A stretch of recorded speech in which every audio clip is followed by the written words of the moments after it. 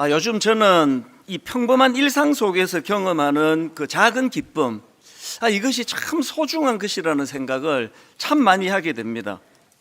이제 12월이 되고 나니까 지난 한 해를 또 돌아보고 또 점검하고 이런 기회들이 생기는데요. 지난 한 해를 돌아봐도 제가 누렸던 기쁨 대부분은 어떤 큰 성취감 혹은 어떤 큰 화려한 기쁨, 이런 건 거의 없습니다. 제가 누렸던 대부분의 기쁨은 평범한 일상 속에서 아주 작고, 그러나 또 거기에 의미가 담겨 있는 그런 소소한 기쁨이 제 삶을 지탱하게 만드는 원동력이구나, 그거를 새삼 깨닫게 되는 겁니다. 은혜도 마찬가지입니다. 평범한 일상 가운데 하나님이 나와 함께 하시는데, 이런 소박한 마음의 기쁨이 너무나 제 삶을 견인하는 에너지가 되는 거구나, 이걸 경험을 하고 있는 거죠. 그래서 제가 오늘 설교 제목을 작은 일상의 은혜와 기쁨, 이렇게 정해봤는데요. 사실 우리는 지금 우리가 경험하고 있는 이 평범하고 소소한 일상, 이게 얼마나 소중한 것인지 모릅니다. 사람의 참 미련하며 너무나 이 소소한 기쁨을 지나놓고 하는 거죠. 이제 그게 이제 어떤 일을 당하고 아픔을 겪고 그 소소한 기쁨을 맛볼 수 없을 때가 되면 그때 그 평범한 일상이 이게 너무 소중한 거구나, 이제 지나놓고 알게 되는 거거든요. 이런 말씀을 통해서 우리가 당겨서 지금 알자는 거죠. 지금. 며칠 전에도 제 아내하고 올 한 해 유난히 빨리 갔다, 벌써 12월이다. 그리고 제가 이런 말을 덧붙였습니다. 올 한 해 이렇게 시간이 빨리 간 이유는 그만큼 올 한 해가 순탄하고 그렇게 편안하게 갔다는 그런 뜻이기도 하지, 힘든 일을 겪으면 시간 참 안 가거든요. 그러니까 이런 것들을 자꾸 되뇌임으로 말미암아 우리가 경험하는 이 소소한 기쁨, 이 작고 또 사소한 것 같지만 이것들을 깨달아가는 거죠. 놓치고 나면 그때 가서 그때가 좋았는데 그거는 소용이 없는 거거든요. 교회가 갑자기 어려움에 빠지는 경우들이 있지 않습니까? 가끔씩 이제 어떤 주변의 교회에서 이런 어려움이 있으면 이제 저를 찾아와서 도움을 청하는 경우들이 있습니다.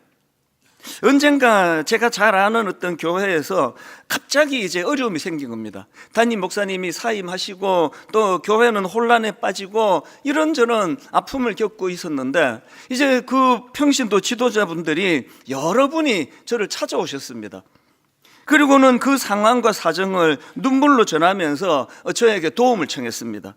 그래서 제가 한 몇 주 동안에 토요일 아침마다 그 교회 순장 모임이에요. 토요일 아침마다 제가 가서 이제 함께 기도도 해드리고 또 이후의 일들을 같이 상의하고 그런 적이 있었는데요. 어느 토요일이에요. 갑자기 이분들을 좀 위로해 줘야 되겠다, 그게 그 하루 전날 그런 생각이 떠오르더라고요. 그래서 이제 아침에 샌드위치하고 그리고 또 커피 이런 것들을 사가지고 이제 그 순장님들과 같이 나누었습니다. 그리고는 이제 말씀을 간단하게 또 나누고 이제 함께 찬양을 부르면서 기도하고 이런 시간을 가졌는데요. 그때 같이 불렀던 찬양이 그 행복이라는 찬양, 여러분도 아마 잘 아시는 찬양입니다. 가사가 이랬습니다. 화려하지 않아도 정결하게 사는 삶, 가진 것이 적어도 감사하며 사는 삶, 내게 주신 작은 힘 나눠주며 사는 삶, 이것이 나의 삶의 행복이라오. 그리고는 이제 후렴에 가면은 이것이 행복이라오, 막 이게 쭉 되는 찬양인데요. 그날 제 마음이 너무 아팠습니다. 같이 찬양을 부르는데 막 우시는 거예요. 막 뭐 남자 순장, 여자 순장 할 거 없이 막 엉엉 그렇게 우시는 거예요. 지금 교회가 일시적으로 어려움을 겪고 있다 보니까 이런 찬양이 막 북받치는 것 같아요. 얼마나 그렇게 슬프게 우시는지 제가 그거를 보면서 마음으로 막 두 가지 다짐이 나오더라고요. 오늘 이 교회 진짜 잘 도와드려야 되겠다, 안정이 되도록 도와야 되겠다, 그런 생각이 들면서, 저는 분당 우리 교회 담임 목사니까요, 제가 마음에서 막 이런 마음의 결의가 나오는 거죠. 어떤 경우라도 우리 순장님들 눈에 눈물 나게 하는 일 하지 않겠다, 우리 성도님들 눈에 눈물 나는 일 해서는 안 된다. 그렇게 제가 다짐을 했던 기억이, 이게 좀 시간이 좀 지난 이야기인데요. 요즘도 가끔씩 그날 그 아침이 기억이 나고 있습니다. 여러분, 오늘 우리가 이렇게 편안하게 예배를 드릴 수 있고 교회를 생각하면서 다락방을 생각하면서 그래도 감사하며 나갈 수 있는 이게 보통 은혜가 아니에요. 항상 이걸 감사하게 지나놓고 어떤 어려움이 찾아올 때 그때가 참 좋았구나, 그게 아니고요. 가정도 마찬가지예요. 지금 특별한 신나고 재밌는 일이 없어서 아이고 우리 부부는 맨날 그저 그래, 그런 말 할 수 있는 그게 엄청 지금 행복한 거예요. 아무 일이 없다는 뜻이거든요. 그래서 우리가 하나님 은혜를 생각하면서 자꾸 이제 이 마음으로 이것들을 되뇌이자는 건데, 제가 이런 생각을 하고 있을 때 어느 날 이제 우리가 함께 하고 있는 한 구절 묵상, 이 한 구절 묵상에 시편 128편, 오늘 본문 아닙니까? 이 시편 128편 말씀이 나온 겁니다. 그 말씀을 제가 묵상하다가 보니까 바로 시편 128편의 흐름이, 구조가 바로 이런, 방금 제가 말씀드렸던 이런 내용을 담고 있는 거구나. 그래서 제가 이 말씀을 참 묵상을 하게 됐는데요. 그래서 오늘 이제 드디어 12월로 접어들었는데 한 해를 돌아보고 점검하면서 이 시편 128편에서 하나님 주시는 메시지를 한번 찾아보자는 겁니다. 시편 128편 1절 말씀을 읽기 시작합니다. 여호와를 경외하며 그의 길을 걷는 자마다 복이 있도다. 여기 나오는 복이 있도다, 이 단어를 히브리어로 보면은 행복하다, 복되다, 이 선포예요. 하나님을 경외하며 하나님이 원하시는 그 길을 걷는 자들은 행복한 사람들이다, 행복하다, 이걸 선포하는 거예요. 그런데 제가 주목하는 것이 이 시편 128편 1절에서 이렇게 행복을 선언한 다음에 그것이 물꼬가 어디로 흘러가느냐 하는 거예요. 어디로 흘러가는지 한번 보십시오. 2절입니다. 이렇게 이야기합니다. 내가 내 손이 수고한 대로 먹을 것이라, 내가 복되고 형통하리로다. 이거 직장같이 느껴지지 않으세요? 생업을 하고 있는 어떤 현장, 내 손이 수고한 대로 이 복이 임하게 되기를 원하고, 그런다면 또 3절, 이게 어디로 흘러가는지 보십시오. 내 집 안방에 있는 내 아내는 결실한 포도나무 같으며 내 식탁에 둘러앉은 자식들은 어린 감람나무 같으리로다. 지금 하나님을 경외하는 자, 그 길을 걷는 자는 행복한 사람들이다. 그리고는 그것이 2절에서는 우리 생업의 현장, 그것이 자영업 하시는 분의 가게가 될지, 그것이 또 회사 생활하는 분의 직장이 될지 그렇게 흘러가고, 그리고는 3절에서는 가정의 식탁으로 그것이 흘러가요. 식탁에 있는 아내, 지금 이 남편이 관찰하고 있으니까, 그리고 식탁에 있는 어린 자녀들.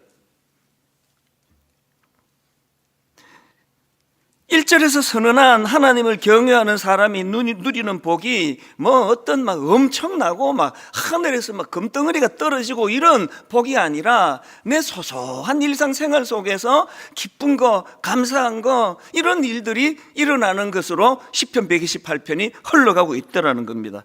저도요 20대 후반에 미국에서 작은 가게를 경험해 본 적이 있어가지고 이 2절의 의미가 뭔지를 너무 잘 압니다. 어떨 때 이제 눈이 와가지고 이 매상이 뚝 떨어질 때, 손님이 안 올 때가 있으면은 그러면 내일 또 다 오거든요. 근데도 업장이 무너져요.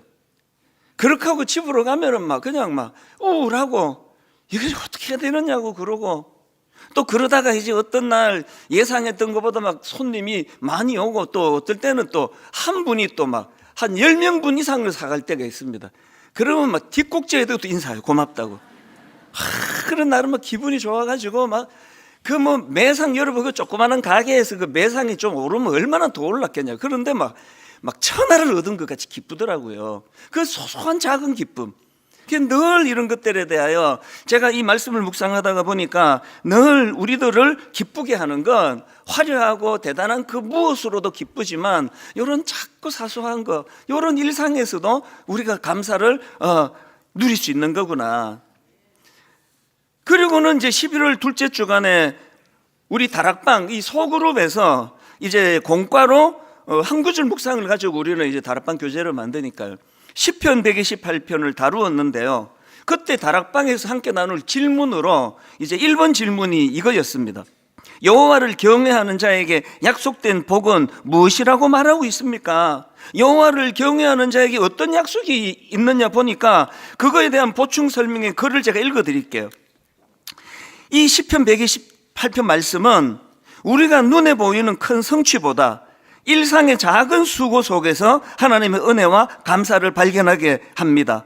함께 나누는 한 끼 식사, 가족과의 따뜻한 대화, 땀 흘린 뒤 맺는 열매 속에 하나님의 복이 담겨 있습니다.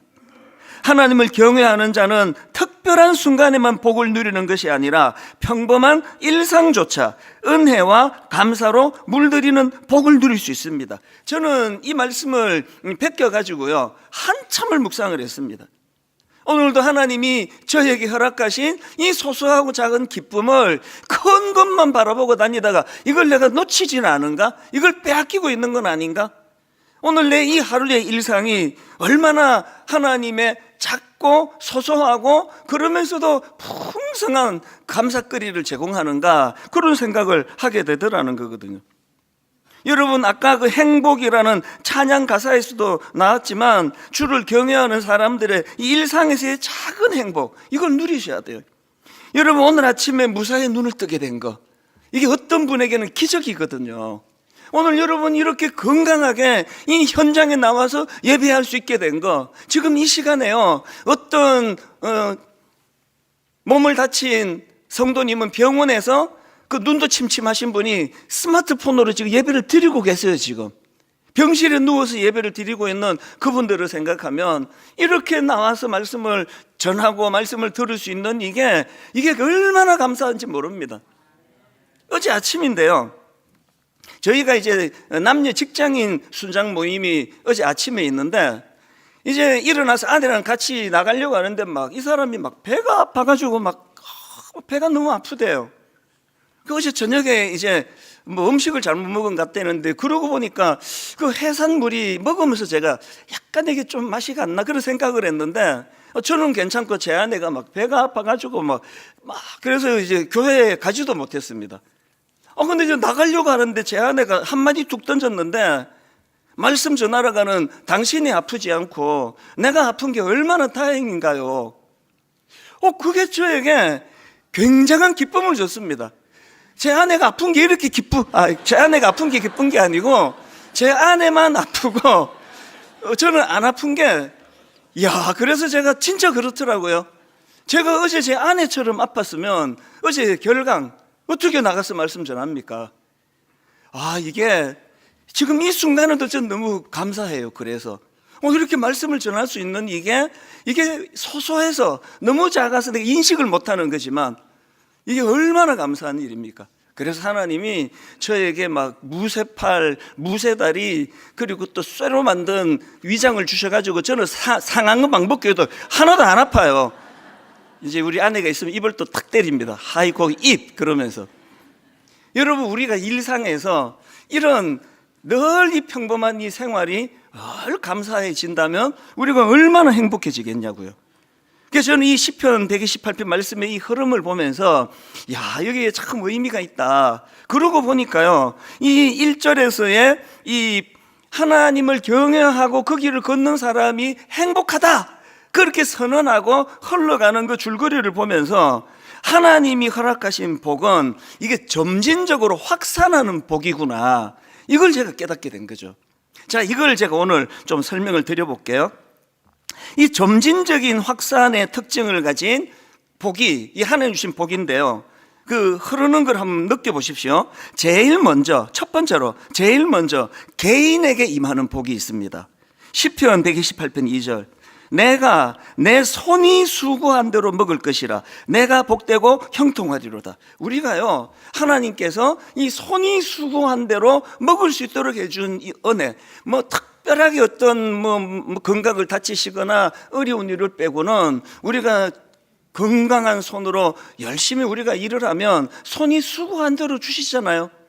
그러니까 여기 나와 있는 내 손이 수고한 대로 먹을 것이라는 이런 말씀 속에서 저는요, 이 하나님을 경외하고 그의 길을 걷는 사람들에게 나타나는 중요한 삶의 태도 하나를 발견하는데, 그게 뭐냐? 건전하고 건강한 삶의 태도를 가지고 있다는 겁니다. 요행을 바라지 않고, 일확천금을 바라지 않고, 눈앞에 이익만을 쫓아가지고 투기하고 불로소득을 추구하도록 부추기는 이 세상 속에서 묵묵히 손이 일한 대로 성실하게 살아가는 그 즐거움을 누리고 사는 것, 이게 굉장히 건강한 삶의 태도 아닙니까?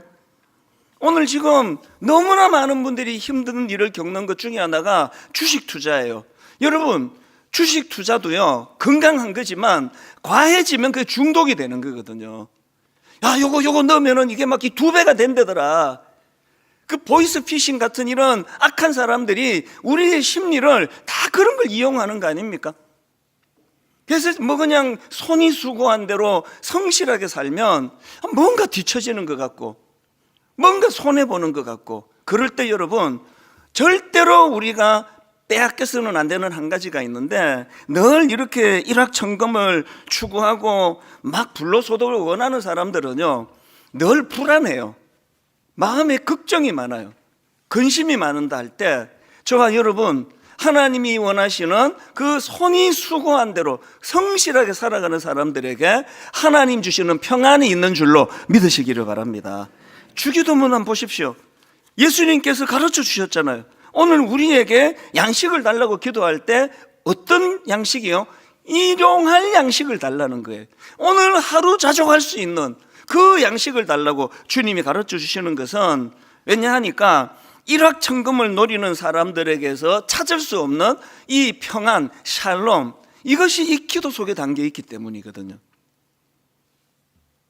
저는 어제 우리 순장님들하고 같이 이제 한 해 동안 수고한 거 제가 너무 격려해 드리고 박수를 쳐 드리면서, 우리 순장님도 수고하셨는데 하나님 주시는 마음에 평안이 임하기를 바란다고 복을 빌어 드렸거든요. 그래서 제가 시편 131편 2절을 읽어드렸는데요. 실로 내가 내 영혼으로 고요하고 평온하게 하기를 젖대 나이가 그의 어머니 품에 있음 같게 하였나니, 실로 내가 내 영혼으로 고요하고 평온하게 하기를 젖대 나이가 그의 어머니 품에 있음 같게 하였나니, 내 영혼이 젖대 나이와 같도다. 읽기만 해도 평안이 막 느껴지잖아요. 그런데 전제가 있는 겁니다. 이것이 가능하도록 그 앞에 나와 있는 1절을 보십시오. 여호와여, 내 마음이 교만하지 아니하고 내 눈이 오만하지 아니하오며 내가 큰 일과 감당하지 못할 놀라운 일을 하려고 힘쓰지 아니하나이다. 분수에 넘는 거 바라보지 않기를 원합니다. 내게 허락하신 이 하루만의 기쁨을 찾아나가며 누리기를 원합니다. 그 고백 속에서 실로 내 영혼이 젖대 나이가 어머니 품에 있는 것 같은 평안을 누리게 된다. 오늘 예배 드리는 모든 성도님들에게 이 복이 임하게 되기를 바랍니다. 일확천금을 누리면 뭐 하느냐고요. 맨날 불안한데, 맨날 두려워가지고 잠이 안 오는데, 오늘 주식이 좀 올라가지고 기분이 요만큼 좋으면 내일 또 이것도 이제 또 이 곤두박질 치면 어떡하나 걱정이 100배인데요. 늘 하나님 분수에 맞는 일확천금하지 않고 성실하게 내 손이 수고한 이 열심을 다하는 자에게 임하시는 하나님의 은혜를 구하는 믿음의 성도님들 되시기를 바랍니다. 이렇게 먼저 개인에게 하나님의 복이 임하는데요, 이것이 이제 점진적으로 확산한다 그랬잖아요. 이것이 어디로 흘러가느냐, 두 번째로 보니까 개인에게 임한 그 행복이 가정으로 확산하고 있습니다. 가정으로 확산하는 복. 자, 2절에서 개인에게 임한 복의 그 복된 삶의 태도가 이제 가정으로 흘러가는데요, 3절입니다. 내 집 안방에 있는 내 아내는 결실한 포도나무 같으며 내 식탁에 둘러앉은 자식들은 어린 감람나무 같으리로다. 여기에 보면은 지금 식탁에 둘러앉은 아내와 자녀들이 묘사되고 있는데, 먼저 아내를 한번 보세요. 여러분, 하나님을 경외하는 자들이 아내를 어떤 눈으로 봐야 되는지 3절에서 우리가 힌트를 얻을 수 있습니다. 세 번역입니다. 내 집 안방에 있는 너의 아내는 열매를 많이 맺는 포도나무와 같고, 굉장히 중요한 표현이에요. 자기 아내를 열매를 많이 맺는 포도나무와 같대요. 여러분이 아시지만 포도나무는요, 이게 그 관상용이라 그러잖아요. 이거 심어갖고 꼭 구경하려고 심는 게 아니에요. 그 포도밭에 가보면은 세상에 삐쩍 마르고 요새는 또 삐쩍 마른 게 또 모두가 원하는 거긴 한데, 이 포도는 진짜 삐쩍 말라가지고요, 볼품이 하나도 없습니다. 그리고는 그 철사 이런 것들로 연결 안 해주면은 지탱도 못해요. 근데요, 어느 정신 나간 그 포도나무를 심은 주인이 이거는 못생겼네 뽑아버리자 이러는 농부 없습니다. 왜? 포도나무는 이쁜 거 만드는 걸 기대하는 게 아니에요. 열매를 보는 거란 말이죠. 자, 잘 들어보세요. 지금 여기에서 자기 아내를 묘사하기를, 내 집 안방에 있는 너의 아내는 열매를 많이 맺는 포도나무와 같대요.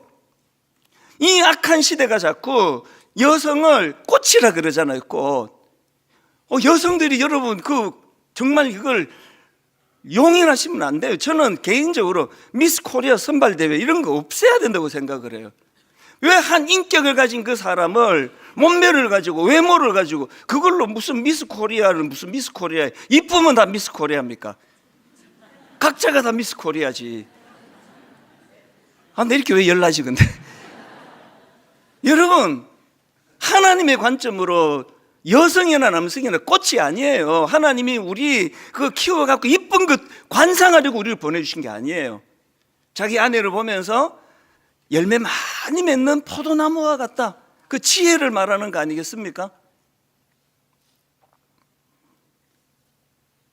성경은요, 그 아내를 화려한 외모로 평가하는 게 아니다.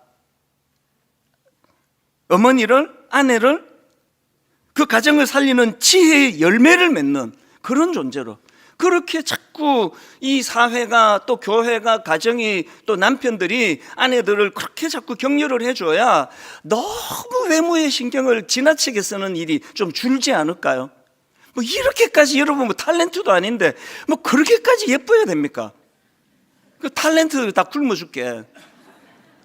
저 같은 사람이 있어야 또 장동건 이런 사람이 또 비교가 되고, 확실히 이 목사님하고 대조해 보니까 잘생겼다, 그렇게 되는 거 아닙니까? 여러분들이 그렇게 지나치게 꾸미지 마세요. 교회 올 때도요, 너무 좋은 옷 입고 오지 마시고, 왜 그러세요? 누군가는 여러분 너무 고가의 옷을 입고 있는 것 때문에 누군가는 또 거기에 또 상처를 받아요. 그냥 정성을 들이고, 그 화장한다고 지각하는 분 계시면 오늘 그러지 마세요. 저는 언젠가 정지용 시인의 시 향수를 가지고 만든 노랫말 가사를 제가 문득 울컥한 적이 있습니다. 아무렇지도 않고 예쁠 것도 없는 사철 발벗은 아내가 따가운 햇살을 등에 지고 이삭 줍던 곳, 그곳이 차마 꿈엔들 이칠리야. 사철 발벗은 아내, 또 아무렇지도 않고 예쁠 것도 없는, 이런 표현들이 지금 뭘 말하는 겁니까? 아내를 그냥 외모 꾸며가지고 구경하려고 결혼하는 거 아니잖아요. 너무나 그 내면이 아름다운 그 소중한 그게 있어서 꿈엔들 이칠이야. 저는 이 노랫말이 왜 울컥했냐 하면은 저 어머니 생각이 나고 제 아내의 고마움 때문이에요. 언젠가 저희 교회에서 어버이날인데요, 이제 맨 마지막 이 찬양을 불렀습니다. 나의 사랑하는 책 비록 헤어졌으나 우리 어머니의 무릎 위, 이 가사가 이렇게 남아요. 나의 사랑하는 책 비록 헤어졌으나 어머니의 무릎 위에 앉아서 재미있게 듣던 말, 그때 일을 지금도 내가 잊지 않고 기억합니다. 그날을 제가 잊지를 못해요. 점잖게 이 신사분들이, 중년의 신사분들이 손수건을 꺼내가지고, 그날 이제 설교하고 이걸 바로 불렀는데요, 그 설교 내용하고 이 찬양이 이렇게 연결이 된지 모르겠는데 너무 많이 우시는 거예요. 자기 어머니를 생각하며. 여러분, 그 옛날 우리 어머니들이 사철 발벗은 아내들 아닙니까? 얼굴을 새카맣고 가정을 지키기 위해 외적인 아름다움에 1도 관심이 없던 분들이 우리 어머니인데, 왜 그 어머니를 생각할 때 그렇게 감동의 눈물이 나는 거냐고요. 이게 바로 성경에서 지금 말씀하고 있는 내 아내는 열매를 많이 맺는 포도나무와 같다 아닙니까? 자꾸 자꾸 외모 이런 것으로 여성을 몰고 가지 않는 그런 사회가 건강하다면 우리나라는 병든 사회예요. 가정에서도요, 농담으로라도 그 당신 뭐 좀 꾸며야 되겠다 이런 소리 하지 마세요. 왜 꾸며야 되는데요? 당신은 지혜가 너무 아름다워. 당신의 지혜로 우리 아이들이, 그리고 내가 참 그 혜택을 많이 받는 거 늘 고맙게 생각해. 이게 성경의 원리라는 거죠. 오늘 예배 드리는 모든 아내, 모든 어머니들, 모든 여성들, 건강한 지혜의 열매를 많이 맺는 포도나무 같은 성도님들 되시기를 바랍니다. 그 다음에 묘사되는 게 자녀인데요, 본문 3절입니다. 그 자녀들 이렇게 묘사합니다. 내 식탁에 둘러앉은 자식들은 어린 감람나무 같으리로다. 여기 나오는 감람나무는 올리브나무인데요, 제가 자료를 찾아봤습니다. 이 올리브나무가 몇 가지 특징이 있는데 그 중에 강력한 게 뭐냐, 올리브나무는요, 그 나무를 심고 열매를 수확하기까지 시간이 오래 걸리는 걸로 유명한 나무래요. 온화한 기후 속에서는 대략 한 3년에서 5년 정도 지나면 열매를 맺기 시작하지만 제대로 된 건실한 열매를 거두기 위해서는 10년 이상 자라야 된대요. 그리고 이렇게 열매가 드디 맺히는데 그 과정에서 이 올리브 나무는 뿌리를 깊이 내려가지고요, 이 올리브 나무가 한번 자라기 시작하면은 높이가 5m에서 15m까지 그렇게 하는데, 뿌리를 그렇게 깊이 내렸으니까, 그리고 수명이 놀랍습니다. 수명이요, 얼마나 긴지 수백 년이 흘러도 여전히 열매를 따먹을 수 있는 게 올리브 나무래요. 지금 성경에서 네 자녀들은 감람나무, 올리브나무와 같다. 뭘 이야기하는 겁니까? 가능성을 얘기하거든요. 얘가 지금 열매를 잘 맺지 못한다 할지라도, 얘가 더디 자란다 할지라도 이 아이는 지금 뿌리를 깊이 내리고 있다. 그 잠재력을 보는 눈을 가진 부모, 어떤 부모라고요? 하나님을 경외하는 부모예요. 여러분, 예수 잘 믿으시는 아버지, 예수 잘 믿으시는 아버지로서의 안목을 갖게 되시기를 바랍니다. 설교하니까 저도 이렇게 하지만 자녀들에 대하여 안목 없음 늘 저도 그것을 괴로워하는 아버지예요. 이 아이가 더디 자라도 우리 부모만큼은 이 아이의 잠재력을 보고 기다려주고, 이게 지금 성경이 바라보는 여호와를 경외하는 자입니다. 저희 어머니는 시골의 초등학교밖에 안 나오셨지만 제 어린 때 생각하면 교육학 박사세요. 바로 이 원리대로 키우셨더라고요. 아침에 가정 예배를 드릴 때마다 적어도 제 기억에 단 한 번도 빠뜨리지 않고 하는 기도가 여기 있습니다. 우리 아들 찬수는 요셉과 같은 인물이 되게 해달라고. 이제 우리 어머니가 이 액센트를 넣을 때 그 특유의 액센트가 있어요. 우리 아들 찬수가 요셉 같은, 그러면서 이제 액센트를 팍 넣으면 이게 졸다 기도를 워낙 길게 해서 또 많이 자거든요. 그러다 팍 깰 때가 이제 요셉이 나올 때예요. 우리 아들 찬수가 이 요셉 같은 인물이 되게 해달라고. 그래가지고 그게요, 제 성장기는 지금에도 제 그 영향을 받아요. 어떤 경우에도 유혹에 넘어지지 않도록 요셉이 유혹에 안 넘어졌듯이 오래 인내하면서 하나님과 동행하면서, 이게 어릴 때 부모님이 저에게 뭐 세뇌라는 말은 나쁜 말이겠지만 쇠뇌시키듯이 저에게 니는 잘 될 수밖에 없다고. 교회 학교 선생님도 마찬가지예요. 옛날에 그 가난하던 시절에 얼마나 고학력자가 있었겠냐고요. 그러나 잊혀지지가 않아요. 주일학교 가면은 선생님이 찬순이는 걱정도 하지 마라. 네가 잘못되면 누가 잘 되니? 네 아버지가 기도하다가 돌아가셨는데 걱정도 하지 마라. 그게 이 원리 그대로더라고요. 감람나무예요. 비록 가난하고 눈에 띄는 거 별로 없고 두드러지는 거 없지만 니는 잘 된다. 그 주일학교 선생님이 복잡한 성경 지식 가르치는 것도 중요하지만 아이들에게 이 꿈을 심어주는 거, 이게 성경이 가르치는 거거든요. 여러분, 가정과 분당 우리 교회가 다음 세대를 향하여 올리브 나무처럼 더디 열매가 맺어지지만 하나님 이 아이를 통한 그 내면에 잠재되어 있는 걸 볼 줄 아는 부모, 그것을 끄집어내는 주일학교 되기를 원합니다. 그런 기도가 필요하다는 거죠. 이렇게 개인으로 시작된 이 행복이 가정으로 흘러가고, 이것이 또 점진적으로 어디로 흘러가느냐, 세 번째가 공동체로 확산되는 행복입니다. 개인과 가정에만 머물러 있지 않습니다. 5절을 보십시오. 여호와께서 시온에서 내게 복을 주실지어다. 너는 평생에 예루살렘의 번영을 보며. 행복은요 개인의 소유에서 멈추지 않습니다. 행복은요 자기 자신과 가정과 내 새끼, 내 아내, 내 자식으로, 내 가정으로 끝나지 않고 공동체로, 이웃으로 흘러간다는 거죠. 저는 요즘 참 행복해요. 지난주 다락방 전체 종강을 하고 이번 주 이제 다락방 종강이 있기까지 우리 순장님들이 이제 여직장 화요일 순장반에서 또 어제 토요일 직장인 순장반에서 간증들을 하는데 너무 감동이에요. 막 시간만 되면 막 다 읽어드리고 싶은데요. 하나만 소개해 드릴게요. 이분 그 간증문을 제가 읽어드릴게요. 순장님이세요. 어떤 순장님? 저희 다락방을 소개함에 가장 큰 감사는 순원분들 모두가 교회와 다락방 공동체를 정말 사랑하는 분들이라는 것입니다. 다락방 안에서 함께 울고 함께 웃고 함께 울었던 한 분 한 분의 이야기를 다 전하고 싶지만 오늘은 한 분 집사님의 이야기를 들려드리려고 합니다. 가정의 어려움을 그 당시 갖고 있던 집사님 이야기를 들어보세요. 이 집사님은 20여 년 가까이 남편으로 인해 가정 안에서 어려움이 있었고 다락방 배정 후 첫 신방 때 이제 이혼을 해야 할 것 같다고 말씀하셨을 만큼 위기의 상황이었습니다. 그 다음이 감동이에요. 이 순장님이요, 저는 어떤 말씀도 드릴 수 없어 그저 홀로 기도했는데 감사하게도 다락방에서 자신의 이야기를 나누어 주셨고 집사님의 가정을 향한 하나님의 선하신 개입을 순원분들과 함께 눈물로 간절히 기도하기 시작했습니다. 그렇지만 집사님은 결국 남편에게 이혼을 요구하셨습니다. 마음 아픈 시간이 이어지던 중 어머니 기도회에서 남편을 초청하여 예배를 드리는 시간이 마련되었었는데 집사님께 지푸라기라도 잡는 심정으로 이 순장님이 부탁한 겁니다. 그 집사님께 지푸라기라도 잡는 심정으로 그날 남편과 함께 가면 어떻겠냐고 권하였습니다. 집사님은 남편에게 용기 내어 이야기했고 그 남편분께서는 가보겠다고 하셨습니다. 이 남편도 귀한 분이에요.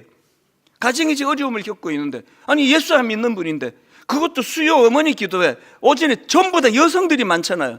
거기에 이 남편이 안 믿는 남편이 따라오신 거예요. 그 다음이 감동이에요. 그 기도로 중보하는 다락방 식구들을 보십시오. 그날 남편분께서는 그 기도회에 오셨습니다. 저는 이 순장님은 그 두 분 뒤에서 그리고 순원들은 각자의 자리에서 기도하며 마음을 모았는데 이 남편분의 마음에 성령님께서 찾아와 주셨고 그 남편이 예배 후에 아내에게 지나온 일들을 사과하는 놀라운 은혜가 있었습니다. 이후 거짓말처럼 관계의 회복은 급물살을 탔습니다. 이게 하나님 일하시는 거거든요. 그 수요일 어머니 기도회 때 이 남편이 와가지고 성령님이 어떻게 만져주셨는지 아내에게 진심을 다한 사과를 하고 가정이 회복이 되고 치유가 되는데 그 과정에서 뭐 피가 섞였습니까? 살이 섞였습니까? 이 순장님과 순원들이 마음을 다하여 이분을 위하여 이 가정을 위하여 중보 기도하고 그 열매가 나타났다는 이야기거든요. 이런 이야기 또 있습니다. 한 번은 어떤 성도님이 저한테 롤 케이크를 선물해 주셨어요. 제가 그날 직접 뵙지를 못하고 이제 사무실에 이제 맡겨놓은 걸 제가 그 직원이 전해줬는데요. 집에 와가지고 이제 저녁 먹고 아내하고 같이 이제 롤 케이크 먹자. 그리고 꺼냈는데 이게 이상해요. 아니 케이스에 군납용 이렇게 돼 있는 겁니다. 이거 군인들한테 주는 거 아닌가? 이게 뭐지? 이게 왜 군납이야? 막 이제 아내하고 농담하면서 이거 밀반출한 건가? 아니 왜 군납용이야? 농담으로 막 이제 그런 이야기를 했는데 그 다음날 이유를 딱 알았죠. 그 직원이 저한테 카톡 하나를 보내왔어요. 내용이 이런 겁니다. 그 다락방에 한 그 성도님이 군 부대 가까운 곳에서 제과점을 운영하고 계시는데요. 이제 그 이웃 군 부대에서 롤 케이크를 주문한 겁니다. 단체로. 그렇게 단체로 롤 케이크를 주문했는데 그 군부대에서 뭐 무슨 어떤 일이 생겼는지 모르지만 그 주문한 거를 취소를 한 거예요. 취소 물량이 무려 380개예요. 여러분이 자영업 하시는 분에게 이건 뭐 엄청난 거 아닙니까? 그래가지고 이걸 어떻게 해야 되나, 이 380개 그 소식을 들었던 다락방 식구들 또 우리 성도님들이 십시일반해가지고요, 그것을 한 개, 두 개 저한테 선물하신 이분은 제가 듣기로 한 10개인가를 구입을 하셔가지고 그렇게 선물로 막 나누어 주셨는데요, 결과가 놀라워요. 취소, 그 군 부대에서 취소 물량이 380개인데 판매된 수량이 479개였대요. 내교로 시작한 은혜가 그것이 가정으로 흘러가고 그것이 우리 이웃으로, 교회 공동체로, 다락방으로 그렇게 흘러가는 너무나 아름다운 모습 아닙니까? 오늘의 말씀을 저는 이렇게 맺기를 원합니다. 여러분 개인과 가정에 이런 행복이, 이런 은혜의 복이 흘러가기를 원합니다. 그것으로 끝나지 않고, 가두어 두지 않고 그것을 주변 이웃에게, 교회 공동체로 흘려보내는 믿음의 성도님들 되시기를 바랍니다.